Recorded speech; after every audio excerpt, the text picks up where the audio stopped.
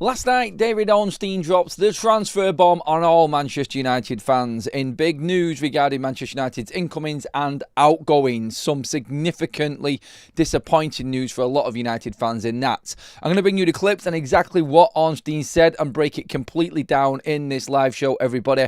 What I want you to do is get your comments in the live section. If you are watching a bit later on and you're not with us early today, then please do drop your comments into the comment section below as well. And let's get into what actually was said last night straight away.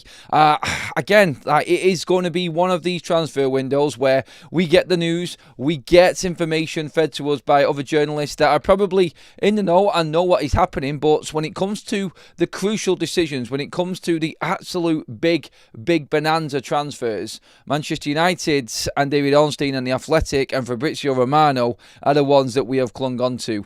Romano has said his piece. We'll talk about what he has said on various shows yesterday in a moment. But first of all, I'm just going to play you the clips, first of all, regarding what Ornstein said on the incomings at Manchester United. Then we'll dissect that and get into it with all of your comments as well. But here's what Ornstein said on NBC last night regarding Manchester United's incomings. And they are looking at a centre forward and a number 10 as their main focus. They want to get on with it pretty quickly.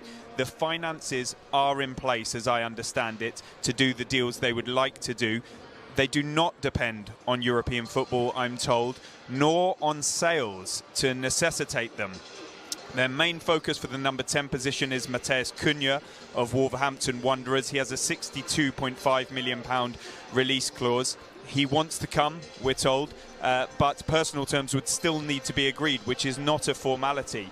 Let's see if other clubs come in for him as well. But there is optimism at Old Trafford that they can land him. They have alternatives, the likes of Antoine Semenyo at Bournemouth and also Tyler Dibbling at Southampton. But Cunha is the one they are focusing on. It's not close just yet, but I could see this one developing rapidly. In the striker position, it's Liam Dilap of Ipswich Town as their number 1 target. He has a £30 million release clause if Ipswich are relegated.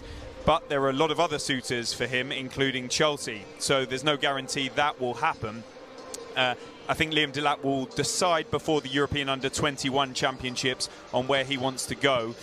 If Manchester United are to look at others, I'm assured it will not be Victor Osimhen. Despite reports you might be reading, he is not on the agenda for Manchester United. They will have other options because they might have to turn to them, or they stick with internal solutions such as Erasmus Højlund and they focus on other positions.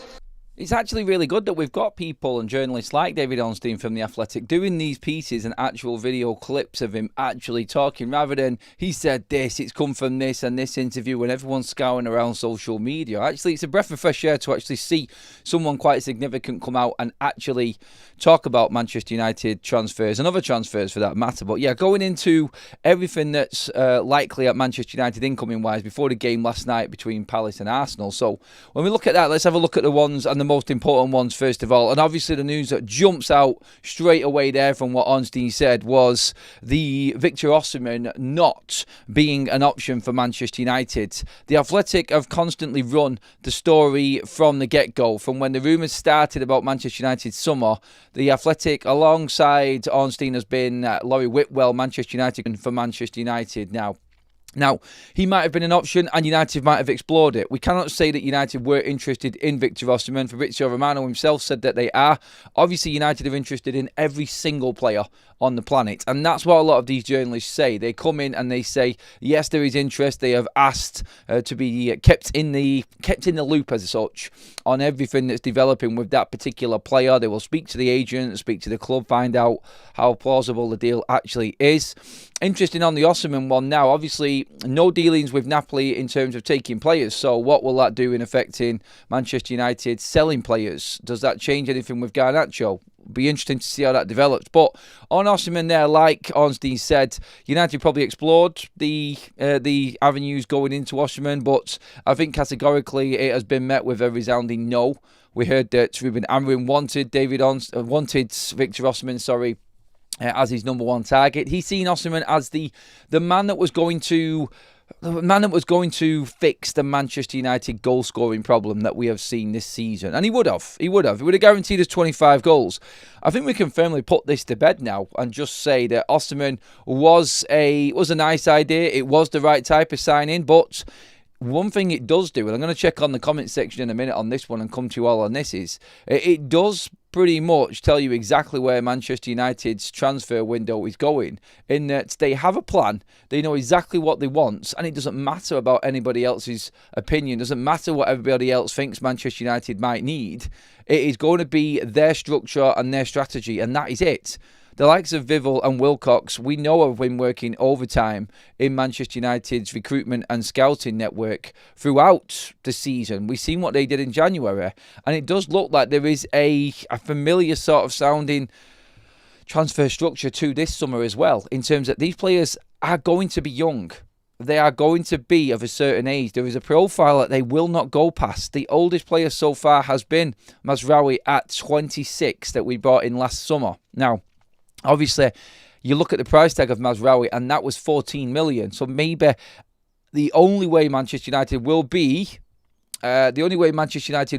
actually in and around anyone of that age, is just basically going to be of a certain age at a certain price. That's what it's going to be. Is my mic all right, everybody, by the way? My sound seems to be okay for me. Can anyone just double check and let me know that the sound is okay? If there is any interference at all, I'll just check in on this one. Mic is flicking. I don't think it is I honestly don't think it is my problem at all. I think I am good on my side.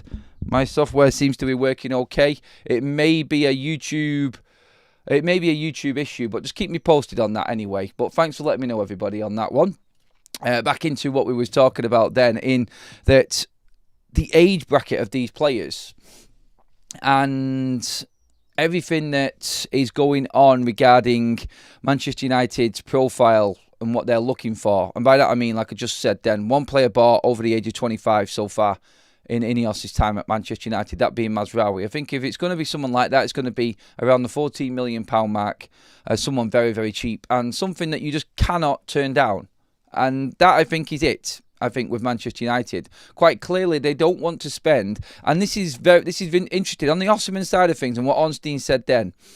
Straight out, no, he's not an option. Laurie Whitwell of The Athletic has gone in a little bit more detail on this. And if you think back to the Victor Gyökeres, and now that's gone very, very cold with Manchester United, they weren't willing to spend 58 million on a 27-year-old whose wages probably would have been cheaper than what Victor Osimhen's were. Now, Fabrizio Romano has said all along and been very, very stern with his words regarding Victor Osimhen. He wants his wages. He is not going to drop his wages, and this was always going to be a problem for Manchester United.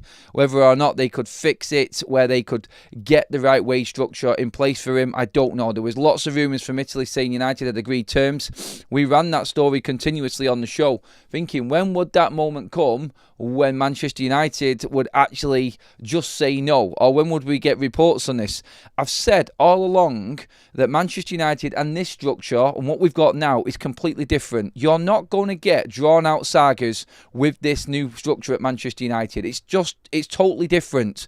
Straight away, Victor Gyökeres, Victor Osimhen, we've not even got through into the transfer window yet on June 1st. We've still got 5 weeks to go before that window opens. Bang! That one's gone. That one's gone. We're not signing him. At least, I know some of you are disappointed. There's a lot of fans disappointed in the fact that we're not buying the ready-made striker. But at least you know. At least you actually understand where Manchester United are at. There is no uncertainty or cloudy water, muddy water. There's no murky water, I think is the saying probably. But you know exactly where you stand. And I think that, above anything else, is something to hold on to in a positive way. Now, you can bring in your comments, which I'm sure you will in a minute. It's United skimping and scraping, not paying the right amount of money. Obviously, we are just cheapskates, and it's all about not spending a lot. You can argue that all day long, I get it. Victor Osimhen was a top target for United, and that was the type of player they wanted. I've said this all along. Do we need a Victor Osimhen to come in to get us to the Europa League, which is the next phase? Was there somebody else that could come in and do that for Manchester United with what we did in the transfer market for a lot less money? Yes, there was. Yes, there was. That, ultimately, is where Manchester United are at right now. And the way that you have to look at this is that Manchester United are looking at building this in stepping stone format, and that you are going to basically see United build on these transfer windows bit by bit in the hope that some of these younger players coming in are actually going to get better within a couple of years' time as well, and be that player that we could have bought this summer in a quick fix, but then overspend and be even in more debt, probably. I'm guessing that's where United would have been, because Osimhen was going to be worth more than 350 grand a week wages, and United weren't prepared to go there. Job done. They've made a decision. They've been very, very clear about it. We've not got to the window yet, and we already know. I think this is a positive sign in a way as well. I get it, the disappointment of the player, but we move on. Now, Ornstein there also saying about Liam Dilap being United's top striker target. They are aware of the 30 million release clause. There are other clubs involved, and Liam Dilap will make his decision before the under-21s international tournament this summer. Now that, I think, is key also, because Chelsea are interested in Dilap, and we've been saying it all along. With the window opening on June the 1st, Manchester United are going to move very quickly. And Ornstein there saying, I think more importantly than anything else, that Manchester United are not restricted to making signings depending on what European competition they're in.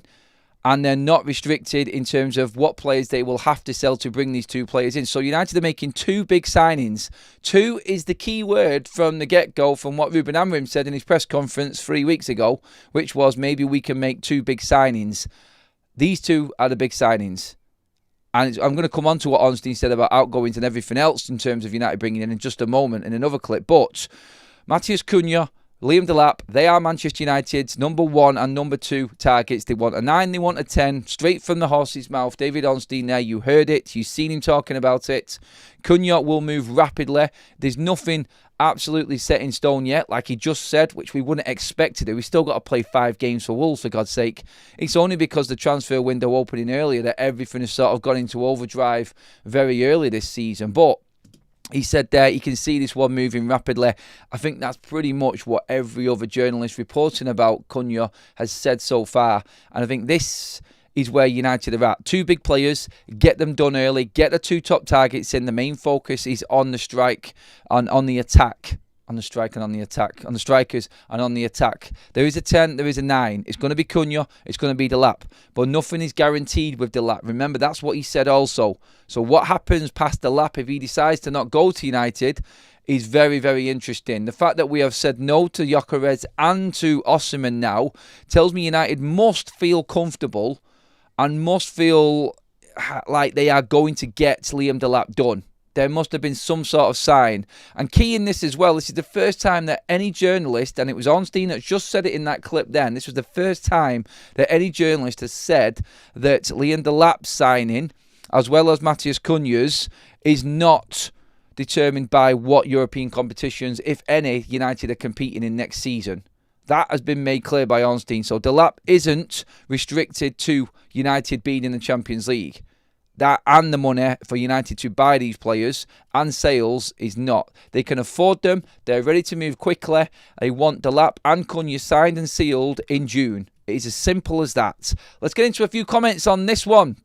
Alpha male striker isn't the answer, like Osimhen, says Graham. Look, we don't know. We don't know what the answer is, Graham. There's no way of anybody knowing exactly what is going to work at Manchester United. What we do know is that we have not scored goals, and we've had our worst ever goal-scoring season alongside our worst ever season. And that, ultimately, is going to be Manchester United's problem going forward. And this is why, like Ornstein said, and United, thankfully, in all of this, and the most important thing I take from that first clip from Ornstein is that Manchester United are actually looking at the forwards and prioritising that as an essential right now for Manchester United. He did also say that if it fails, they could look to what they've already got. They've got Rasmus Højlund there. I cannot see that actually happening. I think that is Ornstein covering all bases, to be honest. I think it is a case of Manchester United desperately needing to go out into the market and buy another striker, and they will buy another striker. They cannot rely on Rasmus Højlund. I don't care what Ornstein says there. They may look to what they've already got. We haven't got enough. We haven't got anything that is going to be good enough to compete next season. Manny with a super chat. Absolute legend, mate. Thank you. After all I've seen and heard, my take is we need 2 number 10s so Bruno can drop to the H role, a centre-back, a CDM to take over from Casemiro, and a right wing-back. I know Rasmus is struggling, but don't expect Dilap or any other striker to fix things if we don't fix the spine. Yep, and I think, and there's another bit coming up in a minute, Manny, you want to listen to from Ornstein from last night regarding the outgoings and what's actually happening with Manchester United in the rest of this window. Just to clarify everything in that first clip that was said, Manchester United are focusing on the front line. The money that they have got and is available now to spend is going to be spent on a 10 and a 9. And them 2 players are Matheus Cunha and Liam Delap. That is it. That is signed, sealed, delivered. They're the top targets. Now, Cunha will move. He has said there, Ornstein, that Cunha obviously has got other admirers, but we know that Cunha wants to go to United. There's more chance of Cunha happening than Dilap. That's what I take from that Ornstein clip. And I think that probably is more realistic because Dilap has got a lot of other people looking at him because of that price tag, which Ornstein said was 30 million. No guarantees, but we are going to know very, very quickly about Liam Delap. And then it's going to be really interesting and we don't get him. I think we're confident of getting Delap. I really do. I really do think. I disagree with what Graham said there about for instance, what he said, the alpha striker. I think United do need a proper striker. Whether they want to develop their own and bring a player through, I don't know. And maybe that alpha is in the 10s. Maybe it's the Bruno and the Cunha. I think there has to be a focal point and a main man there. And let's be honest, there is no one there of any experience or a certain age or a quality that is going to lead that line for Manchester United. Bringing Cunha in definitely addresses a part of that for me. Ray says, I am not disappointed because I knew what the board was telling. I knew we wasn't going to pay the wages yet because they are changing it. Sure, not worried about not getting Osimhen. Another one. Yeah. I tell you what, like everybody, like what Graham said there, what Andrew has said there as well, whatever United's plan is, it clearly needs to succeed. If we get another season like this one, the fan base will not be pleased.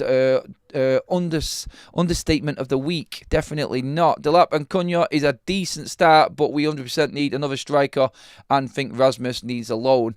Look, get your comments in on this one. Are you underwhelmed by Dilap? He's going to be our number 9 next season, going off what Ornstein says. Sadly, I think we live to regret this decision, as in not bringing Osimhen in, says Ant. Thanks for that super chat, mate. Absolutely massive thank you to the Angry Beaver as well, who has just gifted 10 memberships as well to the live chats. Make sure that you do give Angry Beaver a big thank you. It sounds funny saying that. Give the Angry Beaver a thank you in the live chats if you have been gifted one of them memberships. Okay, clip number 2 on its way. Now this from Ornstein is on the outgoing side of things. So the way he's built this up, the first part we heard about Manchester United now. In June, we want 2 players, a 9 and a 10. Past that, this is what Ornstein has said regarding any other players coming into Manchester United. I think he could also go elsewhere, of course. He's always liked the idea of somewhere like Spain, Barcelona. We'll have to wait and see. He wants to be in the Champions League. He doesn't want to be in London, we're hearing, and I don't think he has a future at Manchester United. Those funds, on top of perhaps Jadon Sancho going to Chelsea on a permanent basis, Casemiro maybe leaving, Anthony, Malacia, let's see what happens with Højlund, moving Eriksen and Lindelof's wages off the bill when they expire in their own terms at the end of the season, could raise a lot of money that Manchester United could reinvest. And I don't think their targets are going to change based on whether they're in Europe or not, or what competition. They're pretty sure in what they want, and they're going to try and do it in a busy summer at Old Trafford. One thing they don't want to have to do is replace Andrea Onana if he can prove himself, because a new goalkeeper was not on the agenda. Certainly not a number 1, so let's see if he can turn his form around, stay at Old Trafford, and try and provide a bit of stability between the sticks, but there's plenty else that will happen. I think you'll know from that clip right there which one I was a bit disappointed about, but we'll get onto that in a minute. Sorry, that first bit of footage from Ornstein didn't come through on the sound. Hopefully you all heard it there. Please do get into the live chat and just let me know that you heard the second bit there. I did rectify it. But yes, Ornstein there pretty much saying Manchester United, in terms of other players coming in is then solely determined on what players leave. So 2 players in, a 9 and a 10, and then every other position that they want to bring in the window, Ornstein there pretty much clarifying and going over there saying that United then need to sell players on, and that's where it gets really interesting. Obviously, the Onana situation there is not on the agenda apparently for Ornstein. That's really disappointing from me. It really is going to affect things going forward. He has proven in 2 seasons at United that he is not capable of being consistent enough to hold Manchester United to a certain level. And that, I think, is the issue. It really is the issue for Manchester United into next season. I think it is a priority position. It's just my opinion, and you let me know in the chat as well. I really do think United are missing out here. Now, he said they're not looking to bring in a number 1 goalkeeper in this. And he's also there. I think he's just covering himself. Let's see how he does in the last few games of the season, to see if he can actually cement his place as number 1. So where he's saying that Onana is not on the agenda, I think what we can say there is also that he's not taking it off the table completely. And we're definitely not looking for a number 1. Now, what does that mean? Does that mean that Vitek could come back and then take the place of Andre Onana if he does better? That could possibly be it, because let's not forget, Vitek is a Manchester United goalkeeper. I can fully see Bayindir being sold this summer now, and Manchester United should be able to make profit on the sale of Bayindir, and that might give us more options going forward. We may trust in bringing Vitek in as the number 2 to Andre Onana, and then maybe he could dislodge him next season if he comes in and does well. Look, options are there. Ornstein's saying it's not on the agenda in terms of priority in spending money. So we do know there are other options still there for United though. And we could still buy a number 2 keeper yet. So let's see. Hopefully Vitek does come back and United do hold on to that advantage that we've got there as well, I think, in having a good goalkeeper. Definitely as a number 2 to start, and let's just see.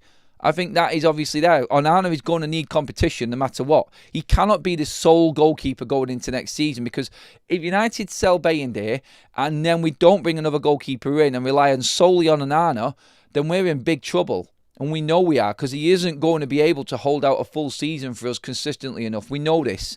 But what Amorim has always said, and just to put this puzzle together for the transfers, he hasn't blamed Onana directly because he wants to use the rest of the team. Look, you could argue the fact that we have not conceded as many goals in terms of the rest of the league, but we are way behind in terms of goals scored, is the problem. And United's transfer strategy is fixing the forward line, which I think is right. And I've always said it is the forwards that are more important to Manchester United going forward and fixing that. Now, Amorim's argument against Onana has always been that the rest of the team are not performing, we're not scoring goals and taking the pressure off the keeper. I get it. I think that's a fair point, to be honest, because the defence and the goalkeeper are under so much pressure because every mistake that they made is being scrutinised, because it's costing us games and we're losing games because we don't score at the other end.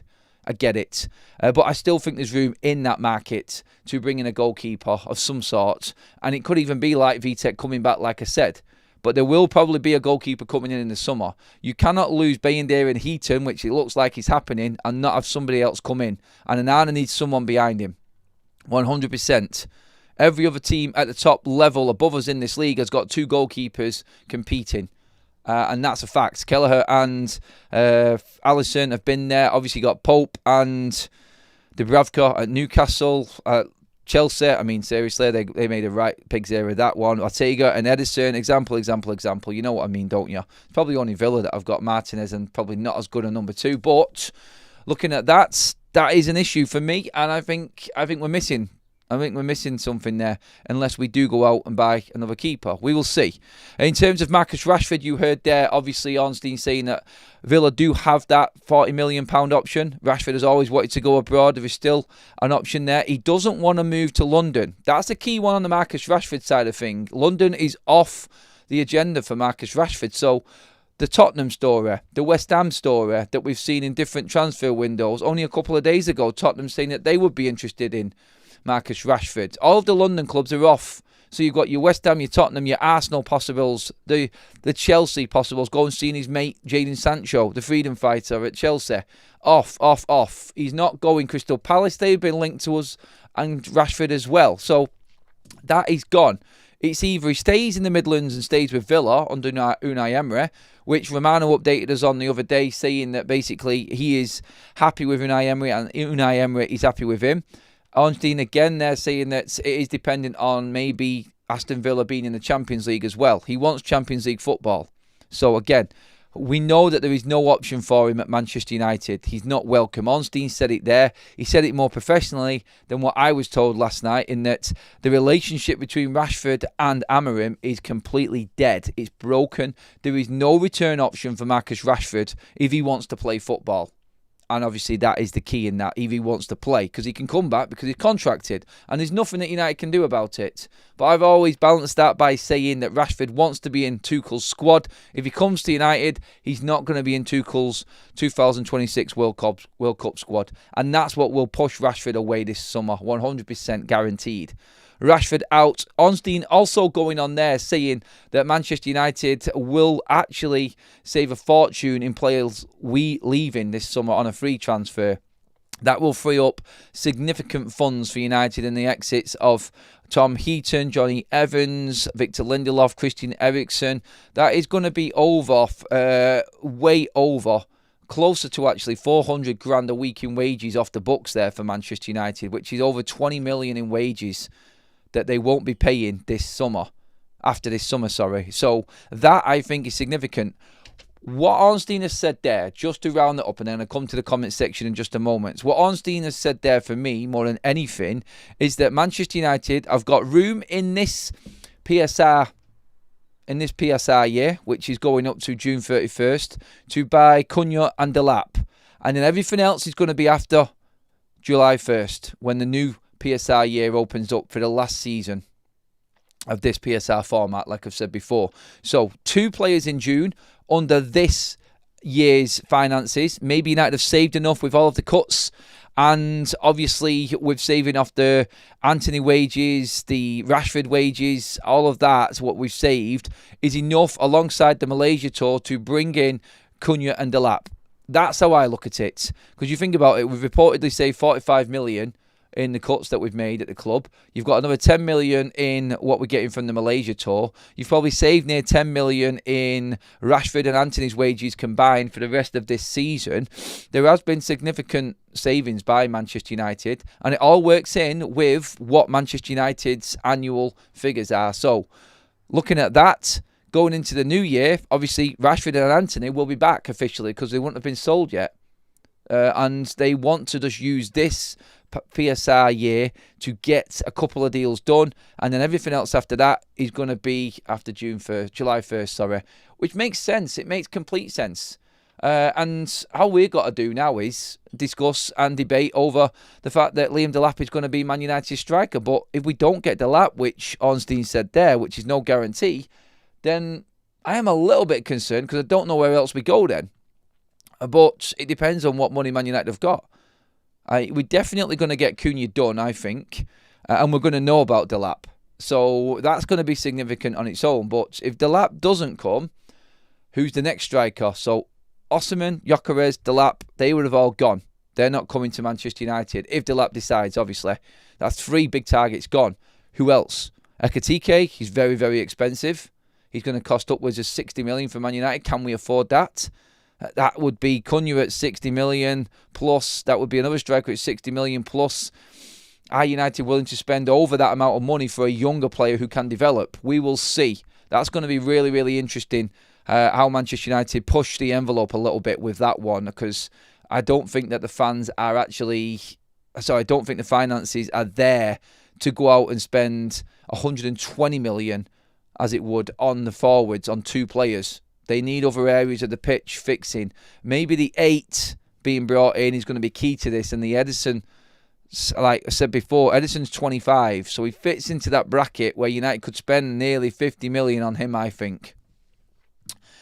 Some people say Mateta, but even he would be expensive for Manchester United as well. Joseph with the super chat says, unless we get experienced striker, I can see us exiting the Champions League incredibly early if we happen to qualify for it. I don't. I think there is 10 definite games. If United get the Champions League next season, we will get into at least the playoffs. We will qualify for the playoffs.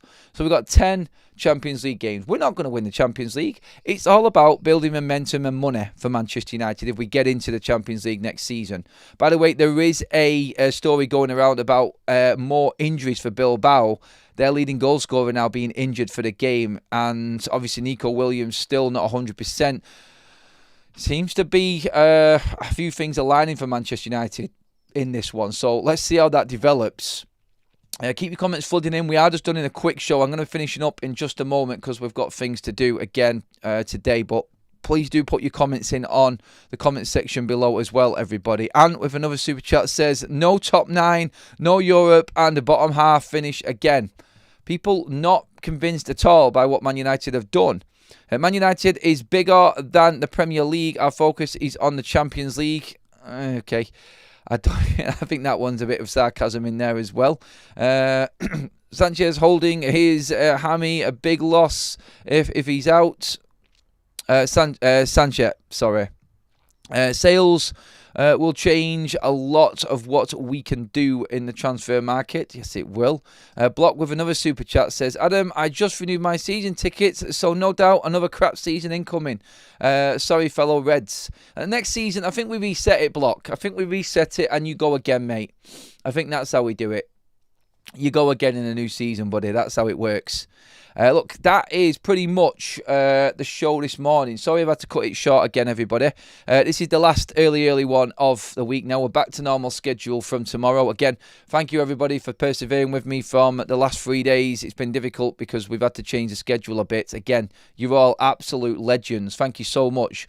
Please drop your comments in on the comment section below on all of these topics. You've heard what Ornstein has said there. Let me know what you think. Drop your comments in and I'll come back to them and speak to you all later on today. Have a great day, everybody. Please put a like on the video if you've loved the content. Hit that subscribe button as well. I'll see you all later on. Get your comments in the comment section, please, everybody. Have a good day, people. And